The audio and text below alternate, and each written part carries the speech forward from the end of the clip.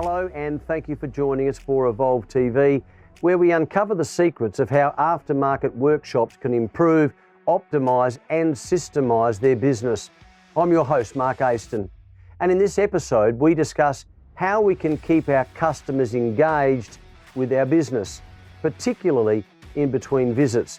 We'll cover off on a range of strategies and tips to ensure our customers love us and choose us again and again. To share this with us, we're joined by our special guest, Kev Almond, who is the B2B Operations Manager at Repco. As part of the leading Evolve workshop program by Mechanic.com.au, Evolve TV helps aftermarket workshops discover how to become more connected with the marketplace, their customers, their staff, as well as other leading aftermarket workshops. Learn how to leverage digital platforms and tools as well as best business practices in order to run a more efficient and innovative automotive service and repair business. This is Evolve TV. Kev, welcome to the show. Thank you, Mark. Good to have you along. What does it mean to engage with your customers? Well, engaging your customers is not a new concept. It's something we've been doing for years. It's mechanical workshops and it's something we do at Repco. It's about understanding customer needs and making sure that we're actually delivering on that. I coined the phrase, love your customer. And when I say that, what I mean is it's important to make sure that your customer feels like they're a guest when they're in your workshop. So when you say you love your customer, you're genuine about that and it needs to be portrayed as being genuine. Absolutely. You're not inviting them around for Sunday dinner, but they absolutely need to feel like they're part of your family and your workshop. So if I can personalise this, I only see my mechanic 2 or 3 times a year for whatever reason. What about the times in between those visits? Yeah, look, retaining a customer is so much easier than actually bringing a new one through your front door. And keeping top of mind and connected with your customer between those visits is really, really important. But what's more powerful is to make sure that you're connecting with them with stuff that matters. You know, humanizing your connection is what's important. So it's pointless just flacking them a text going, hey, we're still a person you deal with every now and again. But reaching out and saying, hey, here's some winter tips, or it's rained recently, pop by for a free wiper blade upgrade, or maybe we'll change them out for a reduced rate, or whatever special you want to run. But creating value in that messaging and making sure that when you do engage, you're creating a compelling reason for them to come back. That's what pays the bills. What about the balance between overdoing it but not doing it enough? How do you work through that? Yeah, look, we're humans too, right? We know how we like to be communicated to, and I'm sure we've all received those messages where you just frown and put your phone back down. Being able to connect and understanding your customer, as I said, is super important. So finding stuff that matters to them and connecting on that level, that's how you'll get the bite. Is it important to perhaps speak to the customer prior to those messages going out and get a feel as to how they would feel about getting those messages and getting them on a regular basis? Potentially so, but it's more about humanizing it. So if you were doing a service, we'll say you're doing your car, Mark, and we noticed that you had a small issue that might flare up down the road. Before your next service, I might just ping you a message going, hey Mark, remember that small thing we mentioned last time? We should probably take care of that before it becomes big and hairy. So that gives us the opportunity now to move to the next question, which is an obvious question, and it's a broad brush question. But how do you develop relationships with customers? What are some of the keys? Yeah, look, as I said, it's about understanding your customer, so humanizing it and connecting on a one-to-one. You need to make it feel personal. One of the things that I really like, there's an internet term called Eli 5, or explain like I'm 5. If someone tells me a problem that's with my vehicle, like I'm a 5-year-old, not condescendingly, but explains it in simple terms that I can understand if I'm not a mechanic, that's really, really powerful to me. And it doesn't need to be a text. It can be an email. It can be a phone call. It can be a letter, and it could be a birthday card. It can be anything, but it needs to be what the customer needs. So understanding your customer's need is the paramount point there. And also too, and correct me if I'm wrong here, but not only telling them what needs to be done, but perhaps indicating what could the result be of this if you don't do this particular task. Yeah, and you don't need to be a scaremonger. You just need to make sure that they're informed. You know, letting someone know their brake pads need to be replaced may not actually have much weight, but saying you've got literally 2 hairs widths of braking left before you'll have no brakes. And then what happens next? And walking a customer through that is really, really powerful. And painting good word pictures, which is really what you're alluding to. Look, and it is an art, and it is something that you get better at with practice. But again, it goes back to what I really keep trying to highlight, the power of your network. Having conversations with your peers about, hey, how do you explain this to your customers? And then pinching good ideas for your own little repertoire is super, super powerful. And what you'd want from the customer is not another text, this is getting annoying, but thanks for that text, or however it was communicated. That is really, really key information. I need to act on that. Yeah, look, all of these contact points can go through any medium, but we cannot disregard the tactile stuff too, right? So remember, it's when a customer jumps back in their car, it's how it feels, how it smells, is it clean? What's my glass like? Is it nice and sparkly, shiny? Wow, I've never seen my windscreen that clean before, and I didn't even pay for that. So it's the little things that go an awful long way.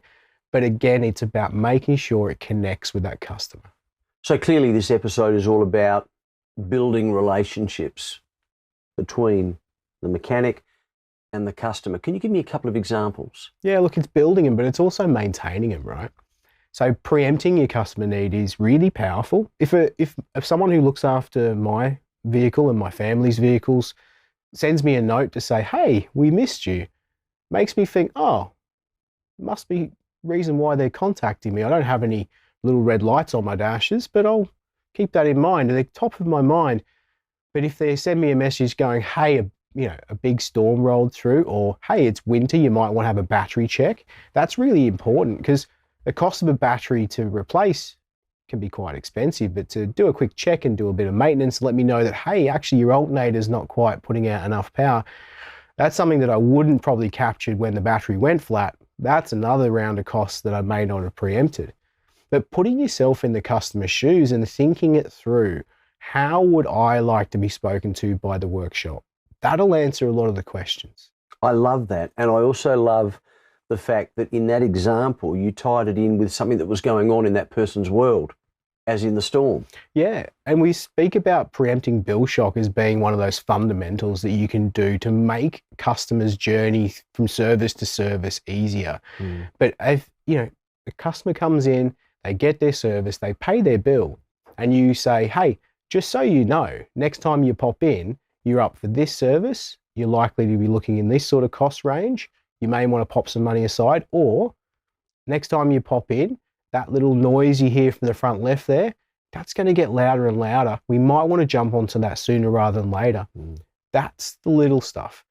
Taking note of that and then sending a message when the next booking comes through to say, hey, we noticed you booked in, or thank you for calling to book in. Remember last time you were here?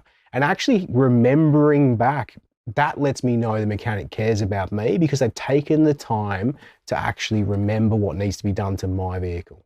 Gee, the common thread is relationships, isn't it? It really is, and it's not hard. It just takes a little bit of effort. Interestingly though, and I take your point, it's not hard, and it can be learnt. But it is also a lot about confidence from the mechanic's point of view to actually communicate. 100%. And communicating comes from expertise. And that's something the mechanics have in spades. They know everything there is to know about cars, and what they don't know, they're willing to go and learn. The good thing about the modern age is that we've got systems to help us with this stuff. There's workshop management software out there that can help you build an entire engagement strategy, which is a big businessy term, which basically means remembering this stuff and letting a customer know that we actually do care. I'm loving this, and I'm loving talking about direct communications, but what other things can businesses do to ensure that they continue to communicate with their customers? I'm glad you're loving this, because I love customers, and this is a big passion topic for myself. It's not about always staying in connection as in I've got to send something to you.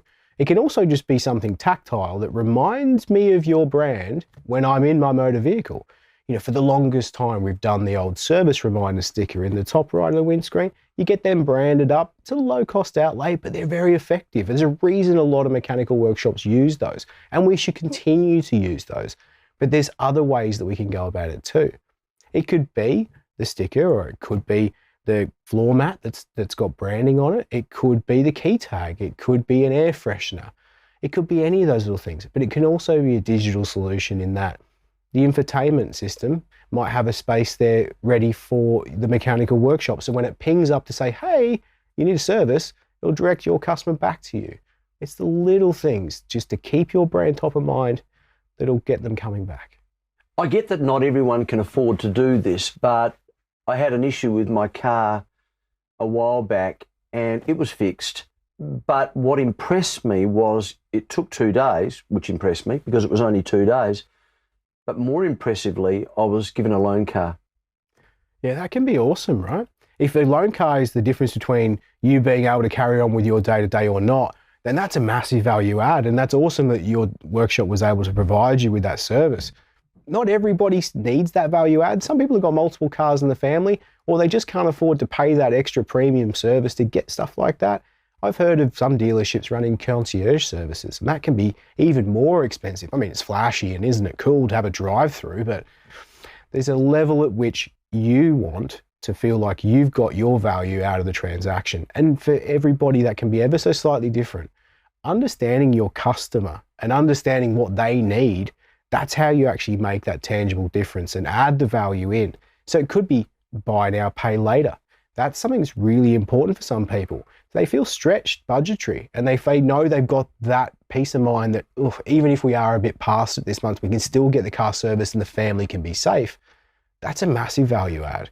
I know for me, one of the things that I really try to impress on my team and also with customers that I've had in the past is you may be working on the car, but ultimately you're caring for the customer. Customer relationships, we know that it's so important. There's no doubt about that.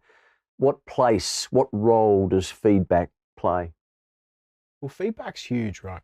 And it's mutually beneficial. So when customers give us feedback and we actually listen and do something with it, even if it's a critique, it helps us shape and grow and change the way we approach things and maybe add even more value. If they feel heard, that's not a negative anymore. That's actually a positive. They feel like they're connected to their workshop. So regardless whether it's positive or it's a critique, thank the customer because feedback is a gift. But if you do get a good one, and you will, but when you get a good one, reach out to that customer and say thank you so much because that positive review, whether it's posted online on Facebook or Google or wherever, that positive review drives traffic. It also drives decision making. Seeing 5 stars and someone glowing about how awesome their experience was dealing with you, that's what's going to get more people to follow down that same street. There's nothing better, nothing sweeter than a thank you from a customer. So give one back. You make some great points. People love to be heard, don't they? They absolutely do. And that's all it needs to be. One of the things I learned when I first was growing up in business was when a customer's yelling and complaining and screaming and tearing their hair out, let them understand that you're listening. I hear you. Yep, you make some valid points. I'll take it on board and these are the actions I'm going to take. And really connect on it because a customer who's enraged will simmer right down when they know they've been listened to. It's as simple as that. I've got my crystal ball out and we're both gathered around it. Look into it and tell me where customer service is heading into the future. Same place it's always been, mate. Connect with a customer and you can't go wrong. It doesn't matter the medium. It doesn't matter whether it's online, in person, in a text or on a phone call. You just need to make sure you're connecting with your customer and you're understanding their needs. If you're hitting those marks, it's the same game we've always played. Just get connected with your customer. That's the key. Kev, this has been a ripper of a show. Really enjoyed it. Thank you so much. Thanks, Mark. Been a pleasure. For anyone watching, we hope that you've gotten lots of value from these episodes of Evolve TV. And if you have any comments or questions about what we've discussed here today, go ahead and visit the Evolve Hub community to continue the conversation. And we look forward to seeing you for the next episode of Evolve TV.